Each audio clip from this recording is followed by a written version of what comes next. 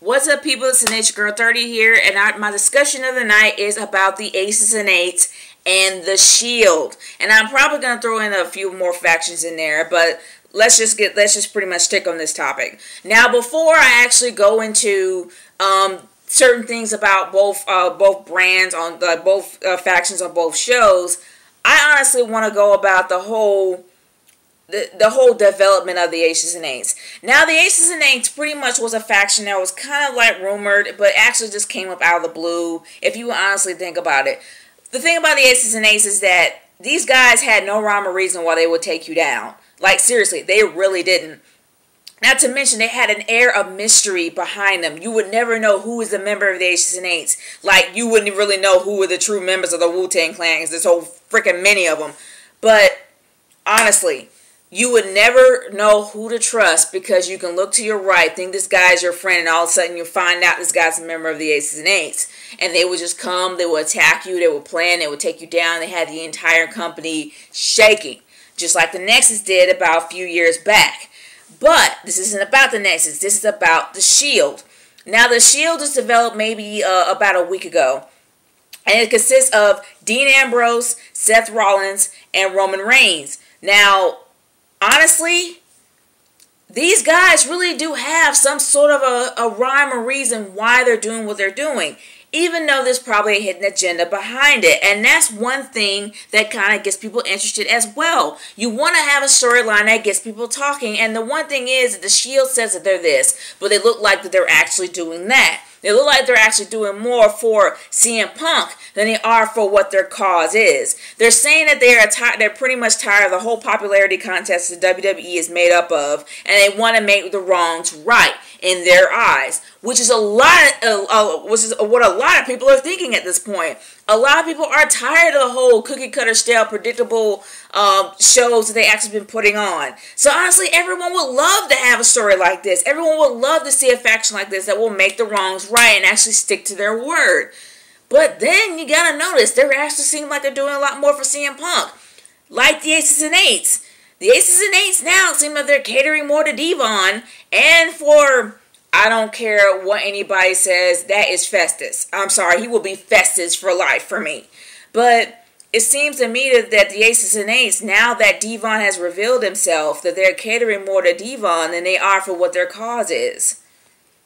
Whatever their cause is. And I know they really don't have a cause. They're kind of rebels without causes. But now that Devon has revealed himself, and I know that Devon is not the leader, it seems that he is taking more of the leader role, and how the Aces and Eights are more geared towards him than anything else. Unlike the Shield, who have three guys that are well known for who they are, but they all have the same common goal. They're trying to make the wrongs right. But even though it seems like it's geared towards CM Punk, they still have an air of mystery behind them as well. You still don't have any idea what exactly they're doing, or why they're doing it, or who they're doing it for. Unlike the Aces and Eights, where the only thing that was pretty much holding them together was the mystery of who the leader really was. Like, that was the only thing that was kind of holding the Aces and Eights together and was making people interested in watching the show. But now, since they're taking away that angle, and now they reveal that Devon's a member of the Aces and Eights, he's supposed to be, I don't know, the superior or the guard dog, I don't know. But the fact is that now that they reveal Devon, and now that Festus is supposed to be the director of arms or whatever, the thing is that it's like it's like unwrapping it's like really going and finding what your Christmas presents are before it's wrapped. That's how I'm seeing it. The Aces and Eights are becoming extremely stale. They're becoming redundant.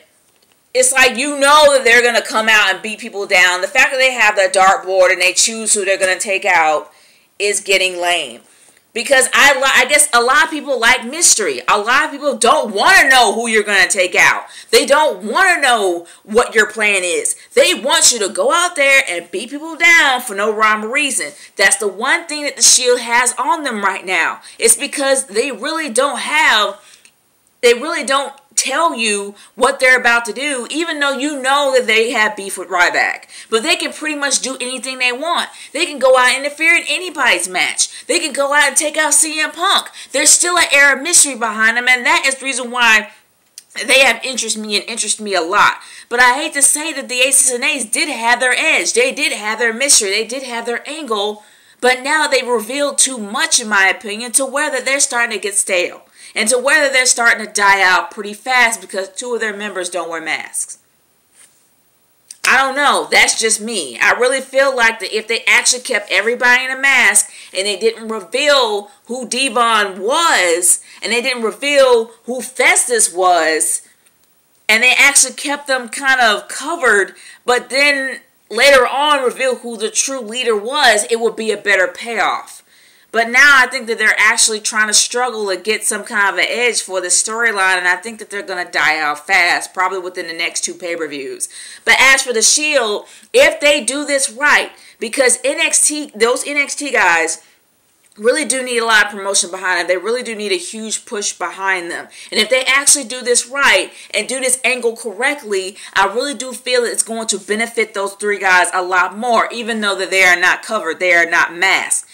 They're still unpredictable, which makes them interesting to watch. So I'm really hoping that they don't mess this up. They still, in my opinion, have an edge over the Aces and Eights at this point. And they can pretty much feud with anybody if they wanted to. They can probably feud with 3MB. Never mind, I'm gonna be real. No, probably not. But either or, they really do have a bigger edge behind them because they have a little bit more mystery and a more unpredictability behind the Shield more than the Aces and Eights. But I really want to hear what you guys think about this. Do you guys think that the Aces and Eights are getting pretty stale? Do you feel like they have a bigger edge over the Shield? Do you feel that the Shield has a bigger edge over the Aces and Eights? And do you feel like they actually pretty much have a little bit more of a leg to stand on than the Aces and Eights? Or do you think that both of them are stale? I'm curious to see what you guys think about this. Leave your comments in the comment section below or send me a video response, because I'm really curious to see what you guys think about this. And honestly, I really do like the Aces and Eights, but I really feel that they have to do something with this angle soon before it dies out and gets old. But I really do think that with the Shield being fresh and new, that they actually may have a little bit more of an edge in the Aces and Eights. But I'm still curious to hear what you guys have to say about this. This is Nature Girl 30 signing off. Peace out. Later.